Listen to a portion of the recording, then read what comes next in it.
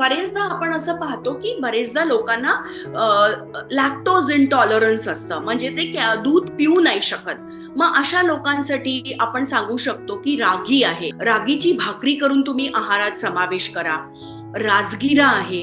राजगिऱ्याच्या लाह्या तुम्ही नाश्त्यामध्ये वापर करू शकता. मग त्याच्यामध्ये जर दूध तुम्हाला चालत नसेल, तर तुम्ही दह्याचा वापर करा.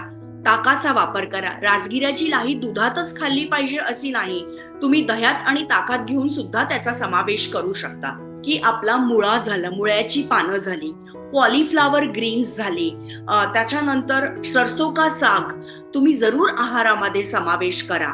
या उपर भतुआचे लीव्स झाले, पालक झाला, याच्यामध्ये तुम्हाला कॅल्शियम भरपूर प्रमाणात मिळेल. तुम्ही जसं फोडणी घालता आहे, तर मी घरी प्रत्येकाला सांगते की तुम्ही मोहरीमध्ये थोडंसं तीळ आणि या उपर त्याच्यामध्ये थोडंसं फ्लॅक्सीड्स आणि त्याच्यामध्ये आळीव घालून असं पंचफोरन करून पण त्याची तुम्ही फोडणी देऊन तुम्हाला रेग्युलर आहारामध्ये त्याचा समावेश करू शकता तुम्ही. सोयाबीन आहे, सोया मिल्क आहे किंवा सोयाबीनचा आटा तुम्ही कणकेमध्ये मिक्स करून वापरू शकता.